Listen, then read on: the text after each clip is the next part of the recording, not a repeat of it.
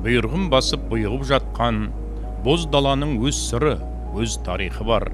Өрлік ауылының нарын құмы беткейін жайлаған тума елі халқы арасында өткен ғасырдың бастауында ғұмыр кешкен Марабай ақсақал туралы ауылдағы көнекөз қариялар әлі де үзік-үзік сыр шертіп отырады. Ғалымның қаты жақсының аты өлмейді деген сірә де осы шығар. Балуан білекті жас жігіт бала күннен бастап-ақ желмен жарса құстай ұшып, сары даланың бозамық топырағынан дауыл тұрғызған шабандоз болуды армандады. Көп жылқының арасынан жүйрік ат көрсе болды, сол тұлпарға қарап сүйсіне кететін. Жылқы малдың патшасы ғой деген аталарынан естіген сөзді сан мәрте іштей қайталайтын. Ер жете келіп, ұлтымыздың басты қазанаты жылқы малын бағып күтіп, ат пегілік өнеріне бар ғұмырын арнаған Марабайдың жүйріктері жайық бойы жағалауын айтпағанның өзінде орда бойына дейінгі талай үлкен ас берулер мен тойлардың көркін қыздырып, еліне талай мәрте жүлде арқалап қайтатын. Ба шіркін сауырынан су төгілген Марабайдың аттарай деген сөз сол кезеңдерде жиі қайталанатын. Әкеге қарап ой құрып, бой түзеп өскен 1887 жылы туған ұлы Әбуғали да сәйгүліктердің құлағында ойнаған, ауылдың көз сүйсіндірген шабандоз атанып үлгереді.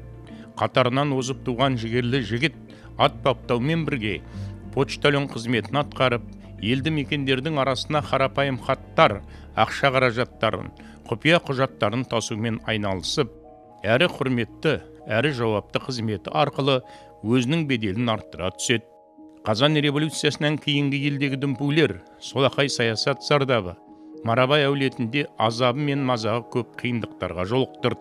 Маңдай термен өсірілген малдарды көріп, бай тұқымсыңдар деп әшкереледі. Конфискацияны желеу өткен шабарман содырлар талай мәрте топ жарған саңлақ тұлпарларды ғана емес, үйірдегі бар жылғыны айдап әкетті. Бірақ ат үстінде келе жатырып, асауларға құрық сала беретін қапсағай денелі Әбуғали олардың алдында илікпеді. Айналасындағы қалың ел қара халқынан ажырамады. Осы бір ызғарым ол қасіретті жылдар хақында 16 құрсақ көтеріп, солардың 4-еуін ер жеткізіп, 73 жасқа келіп дүниеден өткен жаудыр әже. Арғы аталарың да ақылдың адам еді. Әбекең аталарың да қайсарлық арқылы бізді осы дәуірге аман есен жеткізді ғой деп шүкіршілік танытып отырушы еді.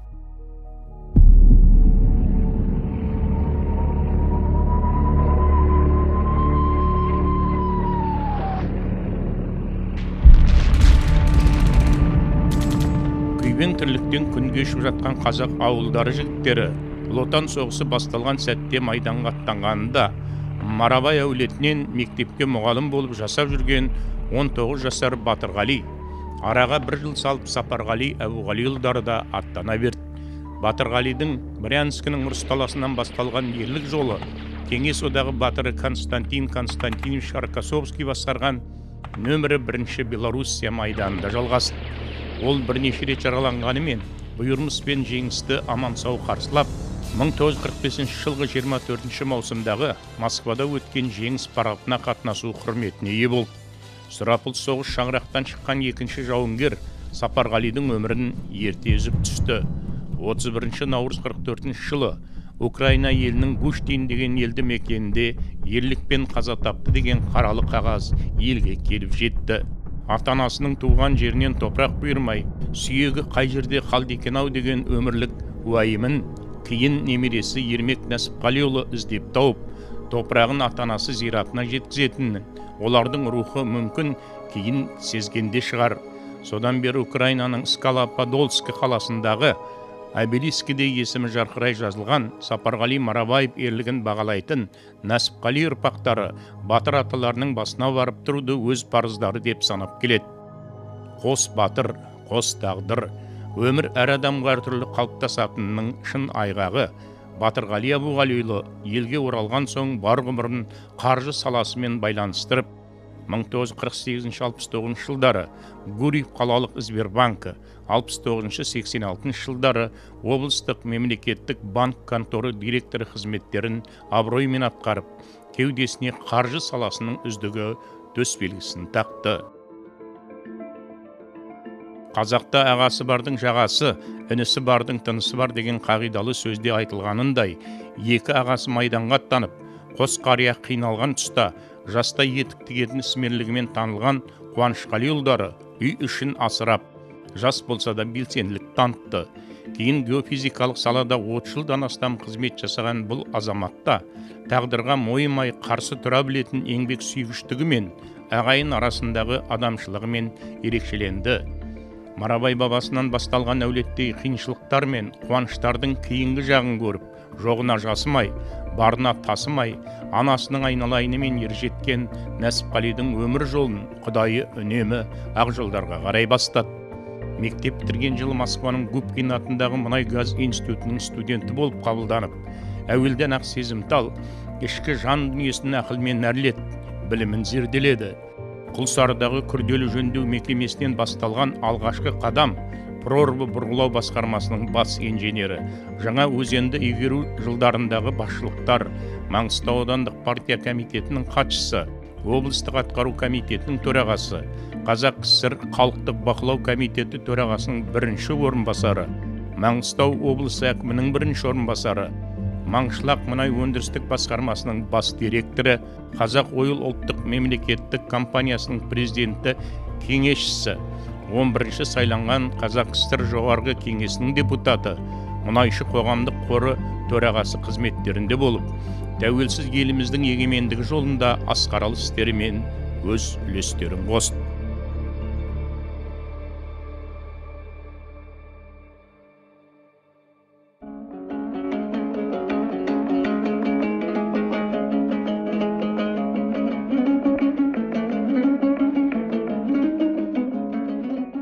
Өмір сүруді елге қалтқысыз қызмет ету деп бағалайтын Нәсіпқали Әбуғалиұлы өз ғұмырын тек шындықпен ғана әшекейлеп, кешегі бабалары бәйге қосқан сәйгүліктердей самғады. Аса сыйлас інісі Әбіш айтқанындай, қуанбағанға құт қонбайды, бағаламағанға бақ қонбайды деген сөздің парқына сай, ұлтымыздың әр күнгі жеңіс үшін құшағын айқара ашып марқайды.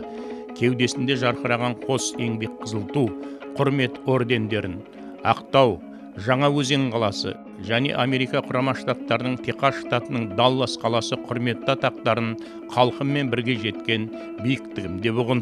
Ата тек әріден тіл қатады деген міне осы.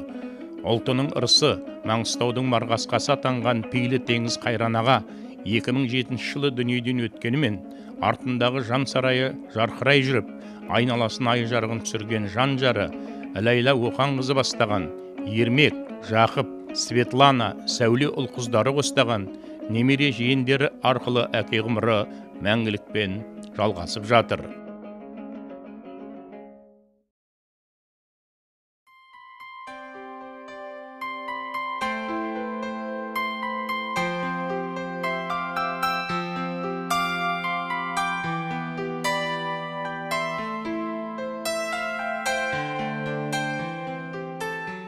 Әйел үйдегі ырысың, ұл айбарлы қылышың, қыз түздегі өрісің, келін кеңейген тынысың деп шешен тілді Ескелді би айтып өткеніндей, Ләйла Оқанқызы бұл әулеттің ырысы мен дәулетін кемелдендірген әйел тұлға.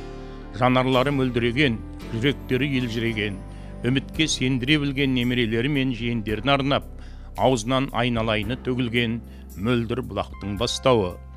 Кез келген адам айталмайтын, кез келген пенде көтер алмайтын ең ауыр жүк ол шындық. Ал кез келген адам жете алмайтын ең биік шың өмір биіктігі бар, ол адамгершілік шыңы.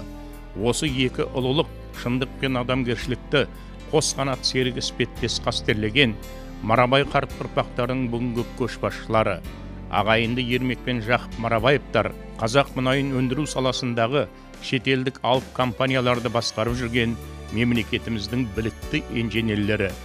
Әкелері өткен сара жолды таңдаған іскер азаматтар еліміздің қара алтын байлығының табысын арттыру жолында біліктілігі мен тәжірибелері арқылы шетелдік инвесторлардың мамандарын таңғалдырып келеді. Елбасымыздың алға қойған экономикалық бағдарламаларын іске асырудағы жеңістерге толы жаңашыл істердің үйлестірушісі болып отырған Ермек пен Жақып Нәсіпқалиұлдарының алдағы жарқын жетістіктердің көшбасшысы бола алатынына сенім мен үмітіміз мол. Ал халқы арасында әке ұлағатынан жаратылған парасатты ғұмыр сомдаған жайсаң жандар, жүздері күліп, жарқырап тұратын олармен әр кездескен сайын бойларынан даланың жусан иісі аңқып тұрады. Бұл халықтың бағасы.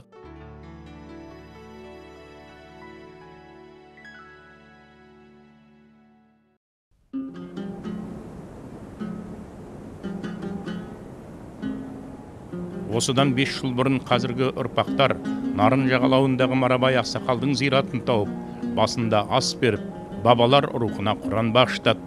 Кешені көрсін бүгінгі деген тағылымға толы имандылық иірімдері қанат жайды. Өткенге салауат деп сап түзеген Марабай қарттың ұрпақтары тәуелсіз елдің төрінен жарқырай көріне бергей.